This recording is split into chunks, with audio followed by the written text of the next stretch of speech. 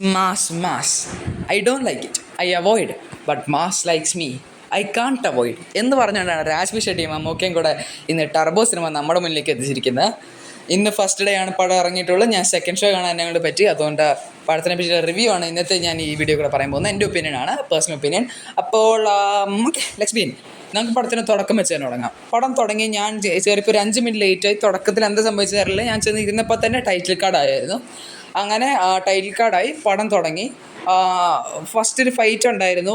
അങ്ങനെയൊക്കെ പോയി. ഒരു ഇൻ്റർവെൽ നമുക്ക് പെട്ടെന്ന് സ്കിപ്പ് ചെയ്തു പോകാം. ഇൻ്റർവെൽ കുറച്ച് നേരം മുമ്പോട്ട് എനിക്ക് തോന്നി, ഇതല്ലല്ലോ ഞാൻ വന്നിട്ട് അറിയുമ്പോൾ, ഇത് പ്രതീക്ഷിച്ചുകൊണ്ടല്ലല്ലോ ഞാൻ വന്നതെന്ന് വെച്ചാൽ ഞാൻ വെയിറ്റ് ചെയ്യുമായിരുന്നു. അല്ല, ഇതല്ല, കുറച്ചുകൂടെ കഴിയുമ്പോൾ ചിലപ്പോൾ ഞാൻ പ്രതീക്ഷിച്ച ഒരു സാധനം കിട്ടുമായിരിക്കും, കുറച്ചുകൂടെ കഴിയുമ്പോൾ ഞാൻ പ്രതീക്ഷിച്ചത് വരുമായിരിക്കും എന്ന് പ്രതീക്ഷിക്കുമ്പോഴാണ് ഇൻ്റർവെൽ. എനിക്ക് സത്യം പറയുന്നത് എനിക്ക് സങ്കടം വന്നു. എനിക്ക് നല്ല സങ്കടം വന്നു. കാരണം ഞാൻ അത്ര ഹൈപ്പ് കൊടുത്തു വന്ന പടം ഇങ്ങനെ ആയല്ലോ എന്ന് പറഞ്ഞതിന് സങ്കടം വന്നു. പക്ഷേ ബാക്കി ഫസ്റ്റ് റിവ്യൂസ് കേട്ട പോലെ സെക്കൻഡ് ഹാഫ് ആയിരിക്കും പടത്തെ രക്ഷിക്കുന്നത് എന്നുള്ളൊരു പ്രതീക്ഷയും വെച്ചുകൊണ്ടാണ് ഞാൻ സെക്കൻഡ് ഹാഫിൽ കാണാൻ പോയത്. ഇൻ്റർവെൽ ആയപ്പോൾ ഞാൻ ഈ പടത്തിനെ പറ്റി മോശം പറയാത്തായിട്ട് ഒന്നുമില്ലായിരുന്നു. ഇതല്ല എൻ്റെ ടർബോ, ഇത് പ്രതീക്ഷയല്ല ഞാൻ വന്നത്, എനിക്ക് ടർബോ വേണ്ട, ഇതല്ല എന്ന് പറഞ്ഞിട്ട് ഞാനുള്ള സകലപാല കാര്യങ്ങളും പറഞ്ഞു. എന്നിട്ട് ഈ ഒരു പ്രതീക്ഷയില്ലായ്മ വെച്ചാണ് ഞാൻ സെക്കൻഡ് ഹാഫ് ആണ് ഇരിക്കുന്നത്. പടം തുടങ്ങി ഒരു 5 മിനിറ്റ് കഴിഞ്ഞാൽ പടം പയ്യെ ട്രാക്കിലേക്ക് കയറാൻ തുടങ്ങി. അപ്പോൾ എനിക്ക് മനസ്സിലായി, ഇതാണ് ടർബോ, ഇത് പ്രതീക്ഷിച്ചുകൊണ്ടാണ് ഞാൻ വന്നത്, ഇതാണ് എനിക്ക് വേണ്ടതും.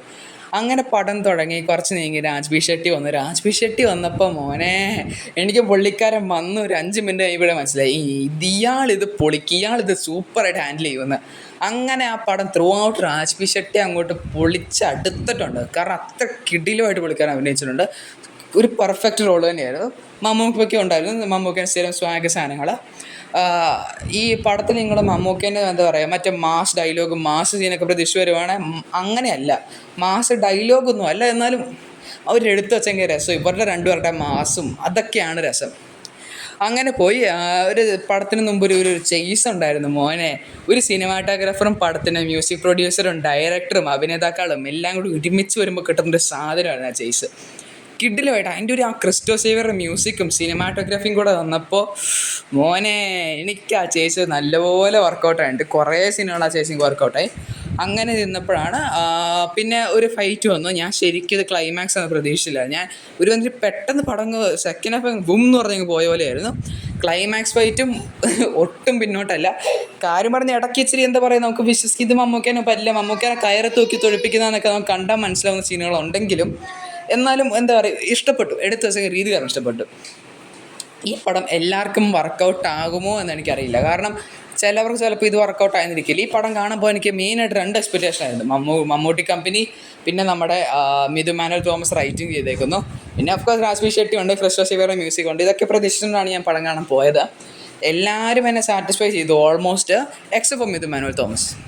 ഞാൻ മിഥു മാനുവൽ തോമസ് പറയുമ്പോൾ ഒരു വെറൈറ്റി റൈറ്റിങ്ങും പുള്ളിക്കാരൻ്റേതായിട്ടൊരു സാധനമുണ്ട്. നമ്മൾ ഒരു വെറൈറ്റി സൂപ്പറായിരിക്കുന്ന എക്സ്പെക്റ്റ് ചെയ്ത് പോകുന്ന. എനിക്കിതിൻ്റെ സ്ക്രിപ്റ്റിംഗ് വർക്ക് തീരെ ഇഷ്ടപ്പെട്ടില്ല. എനിക്ക് മാത്രമാണോ എന്ന് എനിക്കറിയില്ല, പക്ഷേ എനിക്ക് തീരെ ഇതിൻ്റെ സ്ക്രിപ്റ്റിംഗ് ഇഷ്ടപ്പെട്ടിട്ടില്ല. ഒരു എന്താ പറയുക, ഒരു ഫീലിംഗ് ഇല്ലാത്തൊരു സ്ക്രിപ്റ്റിംഗ്, ഒരു സ്ക്രിപ്റ്റിംഗ് എന്ന് പറയുന്ന കൂട്ടൊരു സംഭവം. അതുകൊണ്ട് നിങ്ങൾ സ്ക്രിപ്റ്റിനെ ബേസ് ചെയ്ത് പടം ജഡ്ജ് ചെയ്യുന്ന ആളാണ് ഈ പടം നിങ്ങൾക്ക് വർക്കാവുമെന്ന് എനിക്ക് തോന്നുന്നില്ല.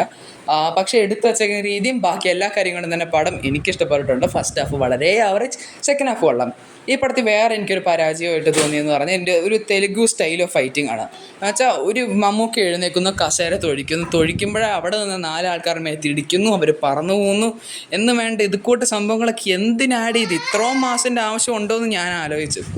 അത് ഒരു കുഴപ്പമാണ്. പക്ഷേ അതിന് എക്സ്ക്ലൂഡ് ചെയ്യാണ് ഫൈറ്റ് സീൻസും വേറെ ലെവലായിരുന്നു. എസ്പെഷ്യലി ക്യാമറ കറങ്ങുന്നതൊക്കെ കാണുമ്പോൾ നമുക്ക് തന്നെ എന്നൊരു ഫീലിംഗ് ആയിരുന്നു. എനിക്ക് മാത്രം ഇത് സംഭവിച്ചു. പക്ഷേ എനിക്ക് തീരെ സെൻറ്റിമെൻ്റലി അങ്ങ് കണക്റ്റ് ആവുന്നില്ലായിരുന്നു ഫസ്റ്റ് ഹാഫിൽ. പക്ഷേ സെക്കൻഡ് ഹാഫ് എത്തിയപ്പോൾ ആ പ്രശ്നം സോൾവ് ആയി കിട്ടി. ഓവറോൾ പറയുകയാണെങ്കിൽ എനിക്ക് പടം നന്നായിട്ട് തന്നെ വർക്കായിട്ടുണ്ട്. എനിക്ക് പടം ഭയങ്കരമായിട്ട് ഇഷ്ടപ്പെടുകയും ചെയ്തു. സെക്കൻഡ് ഹാഫ് കാരണമാണ് ഈ പടം. സെക്കൻഡ് ഹാഫ് രാജ്ബി ഷെട്ടി ആ ഒരു സിനിമാറ്റോഗ്രഫി പോലെ സംഭവങ്ങളും കൊണ്ട് മാത്രമാണ് ഈ പടം പിടിച്ച് നിൽക്കുന്നത്. എല്ലാവർക്കും ഇഷ്ടപ്പെടണമെന്നില്ല. ചിലപ്പോൾ പഴയ മമ്മൂക്കയെ കണ്ടുവന്ന ആൾക്കാർക്ക് ചിലപ്പോൾ ഇത് ഇഷ്ടപ്പെടണമെന്നില്ല. കാരണം ഇച്ചിരി new gen style of film making ആണല്ലോ. കാരണം ഭയങ്കര എന്താ പറയുക, ചിലപ്പോൾ ചില ആൾക്കാർ ഇങ്ങനെ മൈഗ്രെയിൻ അല്ല, ചില എന്താ പറയുക, ഛർദ്ദിക്കാനൊക്കെ വരും. ഇങ്ങനെ ക്യാമറ കുറേ കിടന്ന് കുലുങ്ങുന്നും മറയുന്നൊക്കെ കണ്ട അങ്ങനെയുള്ളവർ ഈ സിനിമ വേണമെന്ന് അവോയ്ഡ് ചെയ്യാം. കാരണം ഇതിൻ്റെ ഫൈറ്റ് സീക്വൻസും ചേസൊക്കെ എടുത്തേക്ക് അങ്ങനത്തെ രീതിയിലാണ്. ക്യാമറ കറങ്ങുകയും സ്ക്രീനൊക്കെ ഫുള്ള് റൊട്ടേറ്റിംഗ് ആയി അതുപോലത്തെ രീതിയിലാണ് എടുത്ത് വെച്ചേക്കുന്നത്. അത്ര എനിക്ക് ബേസിക്കലി പടത്തിനെ പറ്റി പറയാനുള്ളത്. കൂടെ സൈഡിലായിട്ട് വന്ന സുനിലും അവരെല്ലാവരും നൈസായിട്ട് തന്നെ ചെയ്തിട്ടുണ്ട്. ഫസ്റ്റ് ഹാഫ് കോമഡി ഉണ്ടായിരുന്നു, അത്യാവശ്യം ഓക്കെ ആയിട്ടുള്ള, അത്യാവശ്യം എന്ന് പറഞ്ഞ കോമഡി ആയിരുന്നു.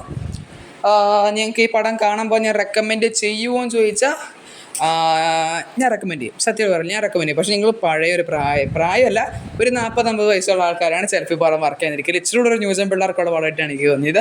അപ്പോൾ നിങ്ങൾ ഈ പടം കണ്ടാണേലും കാണാൻ പോകുന്നതാണേലും നിങ്ങളുടെ റിവ്യൂ എന്താണെന്നുള്ളത് തീർച്ചയായിട്ടും കമൻറ്റ് ബോക്സ് വഴി അറിയിക്കുക. എനിക്കിവിടെ നിന്ന് അറിയാമല്ലോ ഞാൻ പറഞ്ഞ റിവ്യൂ കറക്റ്റ് ആണെന്നോ അല്ലയോ എന്ന്. അപ്പോൾ ഓക്കെ, നമുക്ക് അടുത്ത റിവ്യൂ ആയിട്ട് ഇനി ഉടൻ തന്നെ കാണാൻ പ്രതീക്ഷിക്കുന്നു. ടർബോൻ്റെ കറക്ഷൻ റിപ്പോർട്ടൊക്കെ നമ്മൾ വരുന്നതായിരിക്കും. അപ്പോൾ ദാറ്റ്സ് ഇറ്റ്. Bye bye.